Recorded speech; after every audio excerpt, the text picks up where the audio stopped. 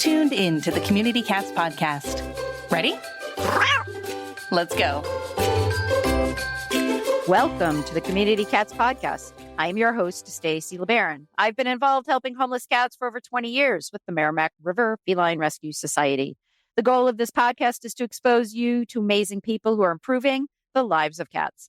I hope these interviews will help you learn how you can turn your passion for cats into action. And today we're speaking with Kitten Porter. Kitten is the president and executive director of From Feral to Family, which is a small feral cat rescue that began in Addison, Vermont in January of 2021 by a mother-daughter duo.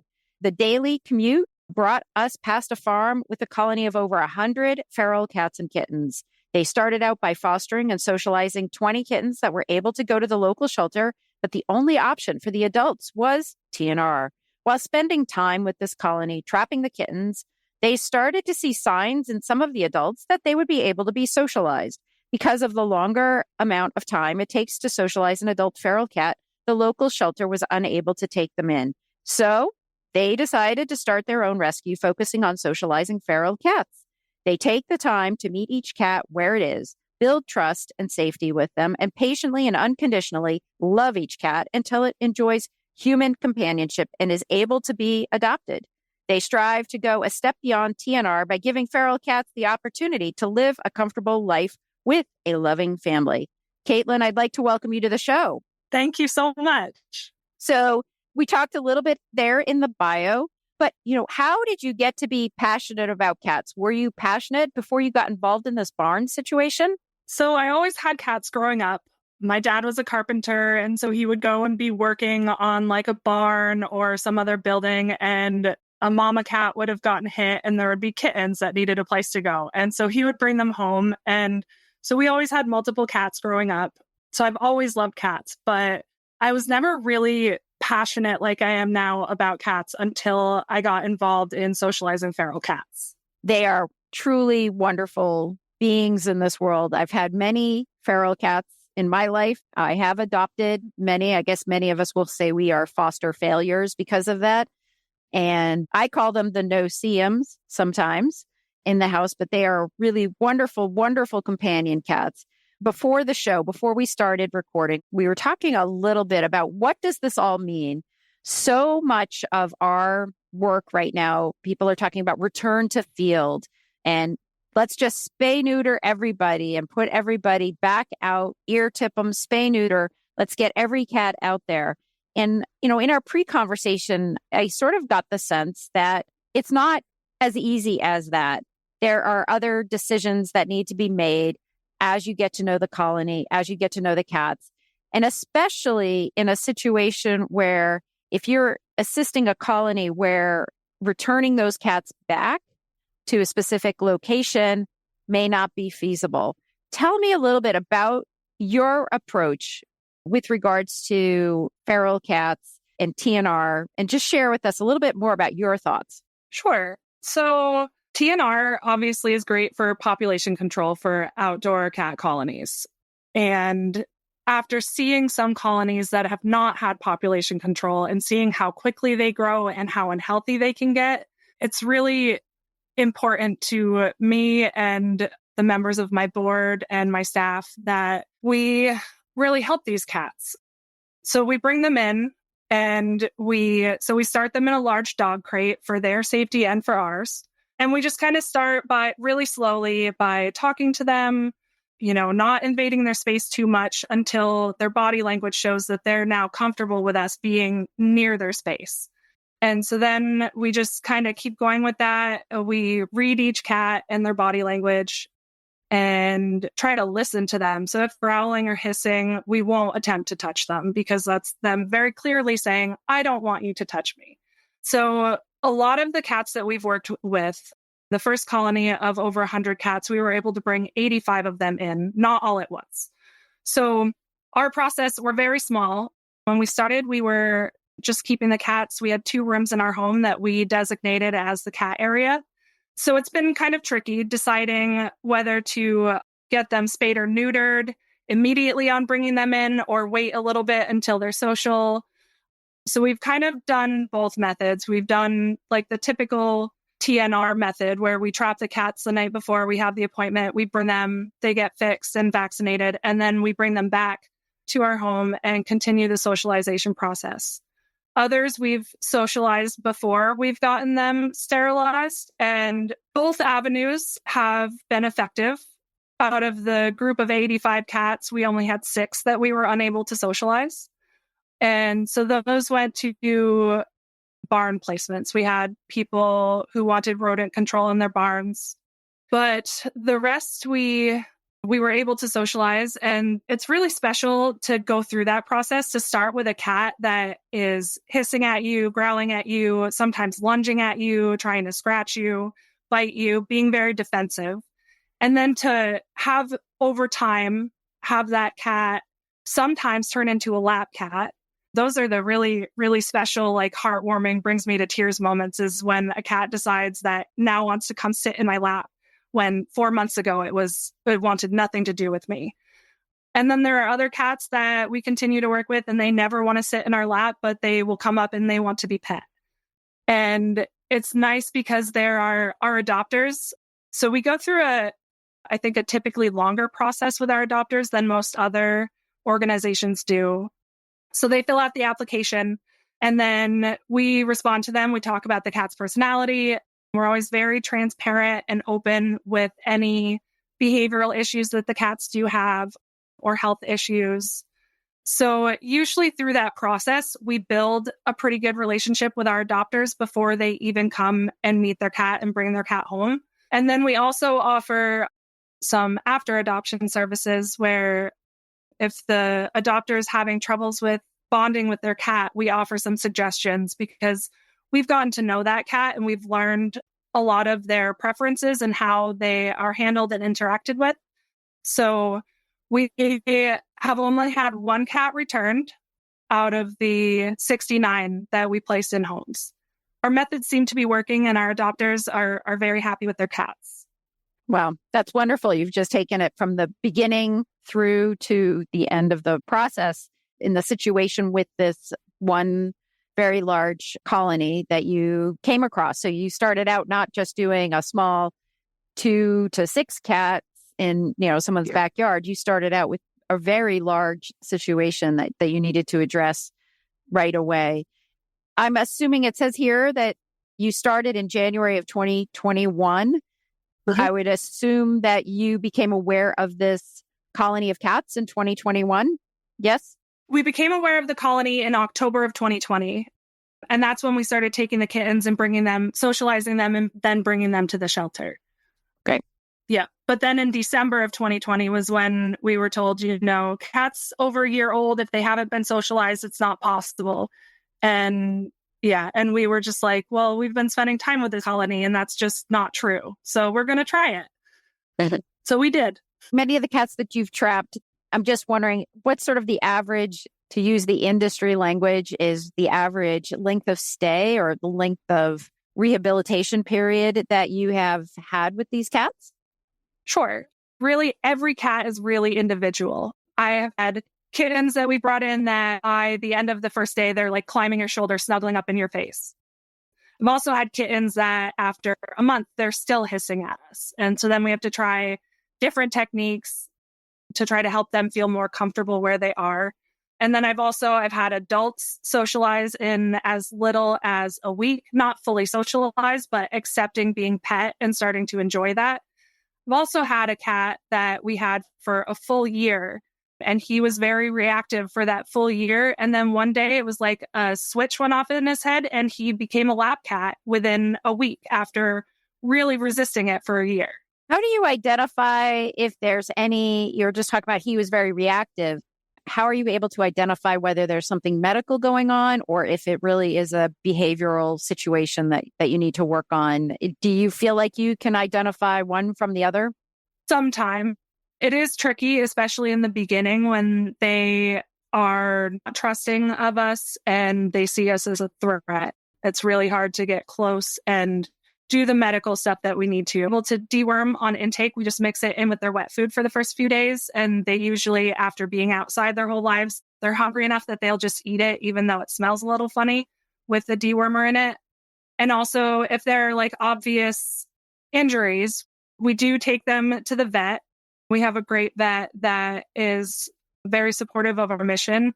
So he's always available anytime. We can bring the cats in traps or in carriers, depending on their socialization status. And I think a lot of the times the cats come in and they are malnourished and they have worms. They often have upper respiratory infections. So we are also able to treat with amoxicillin mixed into their wet food. And so far that has worked really well. It is tricky to tell if it is behavior or health related, especially if it's not like an obvious illness. So yeah, we do our best. And if there's any question, we get them to the vet and have him look them over to make sure that there's not anything more serious going on. Calling all kitten enthusiasts. Get ready for a one-of-a-kind, 2-day virtual experience dedicated entirely to kittens. Introducing the 2024 Online Kitten Conference, taking place on June 8th and 9th from 10 a.m. to 5 p.m. Eastern Time and presented by the Community Cats Podcast and the National Kitten Coalition. Prepare to be whisked away into a world of adorable antics and invaluable insight as leading experts gather to celebrate and educate on all things kitten. From newborn care to playful behavior, this conference is a treasure trove of knowledge for anyone committed to improving the lives of these fluffy bundles of joy. Whether you're a seasoned kitten rescuer or new to animal welfare and eager to learn the ropes, the Online Kitten Conference offers a perfect blend of practical advice and in-depth details about the new and the now in kitten care. From empowering fosters to preventing upper respiratory disease, from kitten socialization and behavioral well-being to what we know about kitten mortality and how we can help each other deal with loss, the weekend's live sessions, engaging workshops, and intimate discussions are crafted to nurture your passion and enhance your knowledge of these pint-sized purr machines so you can make a difference. Access to our exclusive Facebook group is included with your registration. There you can connect with fellow kitten lovers from across the globe, share your experiences, and discover innovative approaches to kitten care and advocacy. Also included is access to recordings of all sessions. You can review anything you miss, or if you found something particularly interested, check it out again. And you'll also be able to participate in fun cat trivia and prizes. Some lucky attendee will even win a cage from CDE Cages. With the convenience of an online platform, you can join in the fun from the comfort of your own couch, surrounded by your own furry friends, and probably your kitten fosters. Visit communitycatspodcast.com/kittencon now to reserve your spot in the 2024 Online Kitten Conference. Once again, that website for details and registration is communitycatspodcast.com/kittencon. Let's come together, celebrate the smallest felines, and pave the way for a bright future for these precious creatures. Don't miss out. Register today. Want an easy grant opportunity for your animal organization? Maddie's Fund is giving away a $3,000 grant each month to one lucky Maddie's Pet Forum member. You'll automatically be entered to win each month when you start a new discussion, reply to a new post, or upload a new library resource. Learn more at forum.maddiesfund.org today. Tomahawk Live Trap exceeds customers' expectations by providing them with the highest quality humane animal control products available. Check out their new Pro Series Gravity Door Trap. They feature a door that sets automatically when you open it. No hook or plate setting needed. Use discount code KEEPITHUMANE for 10% off your order at livetrap.com. When you're talking about working with the cats to get them to start trusting people, are you familiar with fear-free? Have you utilized any of the fear-free techniques, or is this something that you've just developed on your own? I am not familiar with fear-free techniques. I'm writing it down so I can look more into it. This is really just, it's been trial and error. My daughter, when we got started, I believe she was 13. And so, yeah, she's 16 now. So it's really been trial and error and just persistent love and not getting frustrated with the cats if they take a little longer, to be less afraid of us. And yeah, I'm excited to look into this fear-free because I feel like it will be very helpful. Yeah, there are quite a few free training resources on the website there. And there's also a wonderful video by Mike Phillips of the Urban Cat League. And it's on YouTube about socializing feral cats and kittens. And he has rescued a lot of feral cats and kittens from New York City over the years, since the 90s. And he's put together some wonderful educational videos. We have one of them up on the Community Cats Podcast YouTube page. We also have recordings and interviews with Tabitha Kucera, who's a fear-free certified behaviorist and has done she's a veterinary technician. So she talks about safe handling techniques and, how to do a blood draw without scruffing a cat and those kinds of things. So there's some great resources out there.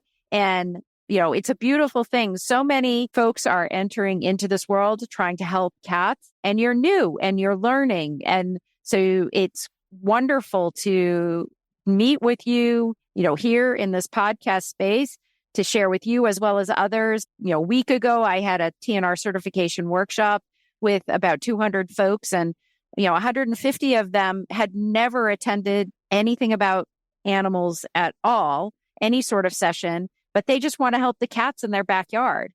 And so, here you are, Kaitlyn, you're seeing a problem, you're seeing it, you're solving it, but we need a lot more Kaitlyns to be able to do this for the very many colonies that are out there all across the country. What would you say to the other folks that are seeing a situation in their community with 20, 50 cats? What would you recommend they do as a first step? I think my recommendation is always to see if the existing and operating animal welfare organizations are able to help in any way, even if that's letting people borrow traps, or if they have TNR funding and are able to help guide people how to get started. That's also tricky, though, because that's what I did. I started out trying to ask the existing organizations, and it's hard to have a heart that needs to help and have resources not readily available to be able to make a difference for these cats. So I will jump in here and I will say that it's great to find out what local resources are in your community, but don't believe that's the end all be all of it. You need to continue to think critically within yourself and say, what feels right to myself? To me, what feels right? And so what may feel right is trapping the cats, getting them spayed or neutered, ear tipping them, and going online and finding the most awesome shelter you could ever put together out there in the backyard, and make a feral cat palace back there for them. Another option might be, you've got cats in the backyard. They're very friendly. You put a paper collar on them because you're not sure if anybody owns them. So you do your due diligence and you find out that 4 other people are feeding this cat in their neighborhood, in the neighborhood. And so therefore you've created connections within the neighborhood, and you understand that the cat is being cared for and doesn't need to be removed from the area that it's in. There's so many different scenarios. You are becoming that cat's advocate or the cat's advocate, and not guardian, but really their advocate, and trying to figure out what works best for all of them. You may trap the cat, get the cat spayed or neutered and ear tipped, and you bring it in. And you look at videos or listen to podcasts out there. Kitten Lady also has done a lot of recordings on how to work with feral cats. And she's done a series on a feral mom with her kittens and everything too. And I'm not saying that's for everyone, but if it is something you're interested in, there are resources out there for you to explore. So you don't have to be dependent on only the resources that are available to you in the local community. We can all create and empower ourselves to make our own decisions for those cats. Would you agree with that? I definitely would. And Kitten Lady is a resource I used so much when I was getting started with my first few litters of kittens, and she helped me save quite a few of them. So yeah. Hannah Shaw has done a tremendous job elevating the status of cats all around the country, and I'm sure all around the world. And kudos to her, to her husband. They have fantastic videos. She's an incredible educator, and big shout out to Hannah Shaw and all the work that they have done to help promote cat and kitten care, especially. So it's really wonderful on that side. Kaitlyn, I want to bring forward the fact that you are in Vermont. We're not the biggest state in the country. I think we are the state with the highest per capita ownership of cats, which is interesting. But we aren't a Texas. We're not a California. We're not a Florida. And many people ask me this question. They say, well, you're in New England and, New England, you can do things. And then in other parts of the country, you can't. But you've been very focused on a specific area. So I get the sense that if I picked you up and put you down in a community in Florida, you would probably approach things the same way. But I don't want to put words in your mouth. Does that sound right? I think that I would. I have a real core belief that most cats, I will not say all, because I do know that some do not ever want human companionship. But with enough time and love and consistency, I believe that a lot of cats would rather live inside and have their food offered to them and be pet whenever they want than to be outside. So in Vermont, it gets cold in the winter. And so a lot of cats, community cats, die over the winter. But yeah, I would imagine in Florida, the weather is very different, obviously. So I'm not sure what my exact approach would be. I think it would feel less urgent with the weather being more livable for animals outside. Because I do, especially this time of year in Vermont, I feel this real urgency and kind of desperation and hopelessness with it getting so cold and being aware of all these cats outside and not having the space to be able to bring more of them in and care for them. But I think my philosophy would be similar anywhere I was, would be to try to give the cats the opportunity, if it's what they want, to have an easier life rather than an outside, more survival than thriving life. I will chime in and say, in Newburyport back in the 90s, when we had 300 cats living down on the Newburyport waterfront with 14 feeding stations, we certainly had our fair share of cold winters. And as long as the cats had enough shelter, and there were old mill buildings down there, lots of ways for cats to go in and out. And we certainly had shelters set up as well as feeding stations we at that time had volunteers feeding twice a day, monitoring with checklists. That was before trail cams and all that stuff. But our feeders worried all the time about the cats and their well-being out there. And they aged well. The ferals, they aged well. They lived up to be, anywhere from 13 to 17 years old. But it is an emotional roller coaster because we like knowing where our cats are, and we don't have that benefit. I mean, if we put them all, we had air tags on them now, we could, and, maybe microchipping will get to the point where we just will track them on some sort of an app somewhere, but we're not quite there yet. But it is in the works, I think, because we as human beings, we want to know where our cats are specifically. So there are ways for cats to live successfully outdoors, either in bad weather or in disasters. Many of you know Brian Cordes, who is with Neighborhood Cats, and he's been heading up the rescue of the cats from the burn zone in Maui. And many people felt like no cats survived through that fire. And they have pulled out 400 cats, and they have about 125 more to go. They have about 25, 30 trail cams streaming to track where the cats are and where they're coming out. And they're trapping every night, trapping more cats with the goal of trapping all the cats and bringing them in and trying to reunite them with their families if there are families connected with them. So they're great survivors. What they did when the fire came through, the cats went into the water drains. And so the fire passed over them and they survived that way. They went underground. So many more cats survived than what was predicted. So they do have an incredible survivor capability that we may not fully appreciate. So just be aware, if you are in a situation where you're not able to trap cats and bring them in and rehabilitate them, and you do trap, neuter, and return them outside, there are possibilities for them to be safe out there. So depending on the location, we have to evaluate at all times. I'm not going to return a colony of cats on a superhighway, but you have to make these decisions that, you can make the best of a not so great situation, and the cats will still find shelter, in their environment. So they are resilient. They are creative. The most important thing you can do is to get them spayed or neutered, because the kittens, and I think, Caitlin, when I was tabling next door to you, you were bottle feeding a kitten. And, it's the kittens that are incredibly vulnerable out there too. I understand advocating for the adult cats, and I'm agreeing with you 100% that if we can find an option for those cats, it's great. But depending on the resources in the community, we do want to prevent the births of the kittens out in the community too. I'm sure you've seen enough kittens that have been suffering out there that you don't want to see anymore. Yes, exactly. We do prioritize when we start with a colony. We prioritize females, especially if they appear pregnant, and kittens, because the kittens are the most vulnerable. Yep. So, Caitlin, if folks are interested in finding out more about From Feral to Family, how would they do that? Sure. So they can visit our website, fromferaltofamily.org.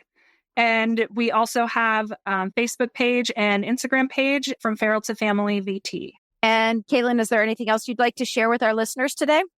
I think that just giving feral cats a chance, going at it with love, if that's something that you do want to try, helping any age feral cat, kitten to adult, and just keeping in mind that it's not going to be instant. It takes time, but that it's really rewarding and heart-filling work. Excellent. Caitlin, I want to thank you so much for agreeing to be a guest on my show, and actually a snippet for our listeners. So the process, here is a process here. So you go to a colony, no return option. We trap, rehabilitate, we evaluate, and then we relocate or we rehome.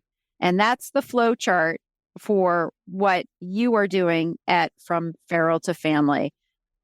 So I want to thank you for everything that you're doing as an advocate for cats.